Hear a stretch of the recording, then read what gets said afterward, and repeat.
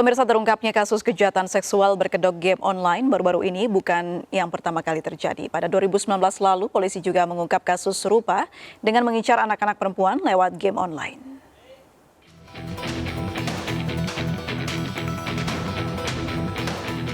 Agustus 2019, Polda Metro Jaya mengungkap kasus kejahatan seksual pada anak-anak di bawah umur dengan modus grooming.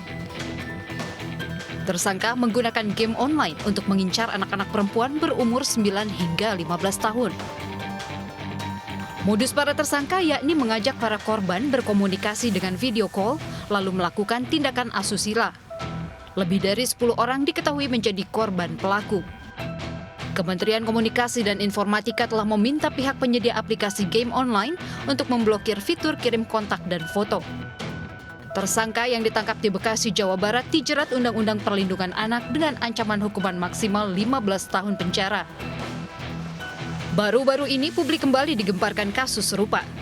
Belasan anak perempuan berusia 9 hingga 17 tahun menjadi korban pelaku pelecehan seksual. Modus pelaku yakni mengajak korban bermain game online, meminta nomor kontak, lalu memaksa korban mengirim gambar atau video asusila dengan iming-iming tertentu. Tersangka juga mengancam menghilangkan akun game online korban jika korban menolak. Korban berjumlah 11 anak yang tersebar di Sumatera, Jawa, Kalimantan, Sulawesi, dan Papua. Polisi menangkap tersangka di Kabupaten Berau, Kalimantan Timur dan menjerat tersangka dengan pasal berlapis dan diancam hukuman 15 tahun penjara. Tim Liputan iNews melaporkan. Ya, untuk membahas kejahatan seksual dengan menggunakan game online ini kita sudah terhubung dengan Pratama Persada, Chairman CISREC. Selamat sore, Mas Pratama. Selamat sore, Mbak April. Baik, bicara soal bagaimana adanya kasus kejahatan seksual yang menggunakan game online ini, Mas Pratama, apa pendapat Anda? Ya, menurut saya ini tamparan lah ya buat para orang tua bahwa ketika anaknya diberi akses terhadap internet, terhadap online, kemudian tidak ada pengawasan kepada mereka, akhirnya hal ini terjadi. Karena apa? Kita tahu bahwa internet itu sebenarnya lebih banyak mudaratnya daripada manfaatnya kalau kita tidak benar-benar tahu bagaimana kita bisa berkehidupan yang baik di internet. Karena di internet orang bisa mengaku siapa saja, laki-laki ngaku perempuan, perempuan ngaku laki-laki, yang tua ngaku muda, muda ngaku tua, begitu. Apalagi ketika yang berselancar internet itu adalah anak-anak yang memang pikirannya belum masuk gitu, bahwa belum di cukup internet itu matang begitu ya, Mas banyak Pratama? penipu-penipu, masih belum cukup matang begitu. Apalagi ketika mereka masuk umur 9 tahun, 10 tahun, 11 tahun begitu, dan mereka terpapar game online dan biasanya game itu nagih gitu. Dan ketika mereka sudah nagih, biasanya mereka membutuhkan feature-feature atau tambahan-tambahan add-on yang ternyata harus dibeli walaupun gamenya gratis gitu. Tapi banyak harus dibeli. Nah, ketika mereka mau membeli ternyata nggak bisa kan, minta uang sama orang tuanya juga nggak bisa, uang sakunya kurang begitu. Akhirnya ketika ada yang nawarkan, mereka merasa bahwa ini anak ini baik nih, orang ini baik nih gitu. Mereka bisa ngaku saja teman seumuran begitu. Akhirnya begitu terjerat, kemudian di aplikasinya juga menyediakan fitur untuk chat gitu, bisa send kontak, akhirnya minta nomor WA dan terjadilah proses predatorisasi terhadap seksualitas anak. Itu Mbak April. Baik, berarti adanya trigger yang mana anak-anak ini mengharuskan untuk membeli game online ya, di mana keuangan terbatas, belum ada kemampuan tapi untuk beberapa fitur di dalamnya. Ada fitur di dalamnya ya, ada fitur di dalamnya mengharuskan untuk membeli. Armor, beli senjata dan lain-lain itu kan butuh uang. Nah, uangnya kalau kita ngomong masalah game, ada namanya diamond, ada yang diamond, ada yang gold dan lain-lain, dan itu harus dibeli dengan rupiah, bisa beli langsung menggunakan kartu kredit atau kita beli vouchernya di toko-toko di sekitar rumah kita, Alfamart, Indomaret dan lain-lain. Baik, kalau melihat Anda sebagai pakar keamanan cyber begitu, melihat kejadian ini, apa yang harus dilakukan orang tua agar bisa mengawasi dengan detail? Sebenarnya banyak yang bisa dilakukan orang tua ya gitu. Yang pertama adalah habiskanlah waktu online anak-anak itu kalau bisa ditemani gitu. Diajarkan mereka bagaimana berperilaku di dunia online itu yang sesuai dengan umurnya.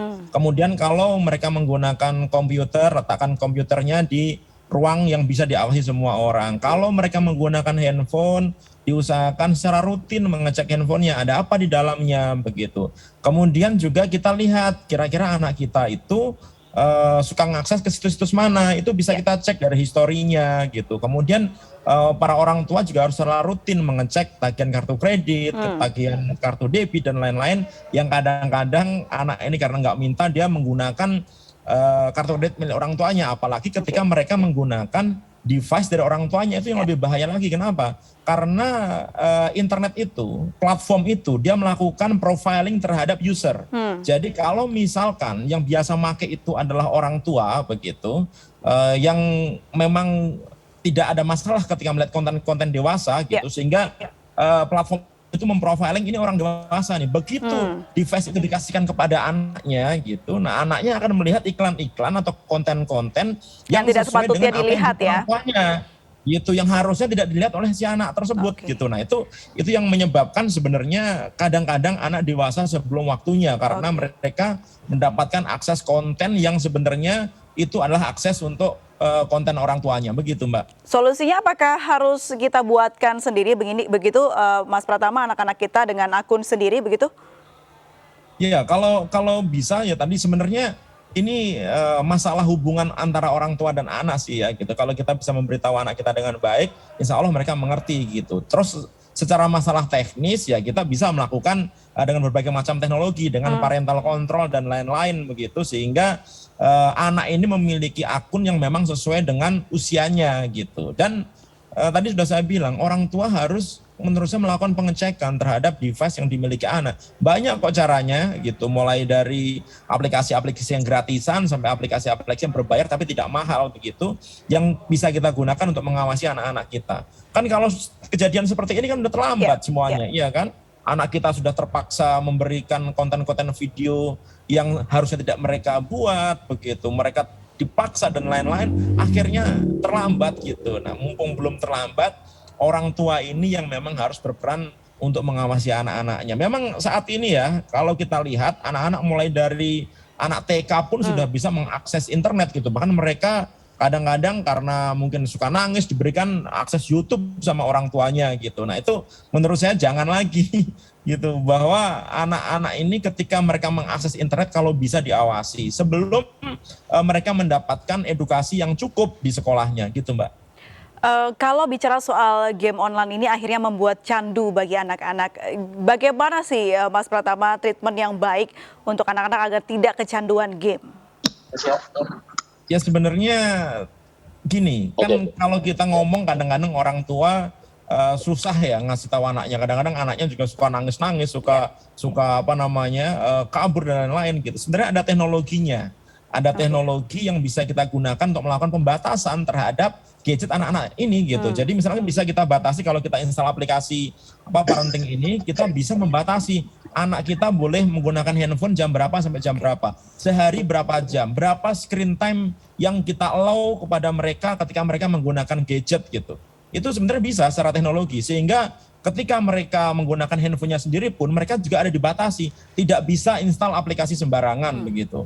Atau chatnya bisa kita awasi dari device orang tua, itu bisa Mbak semuanya.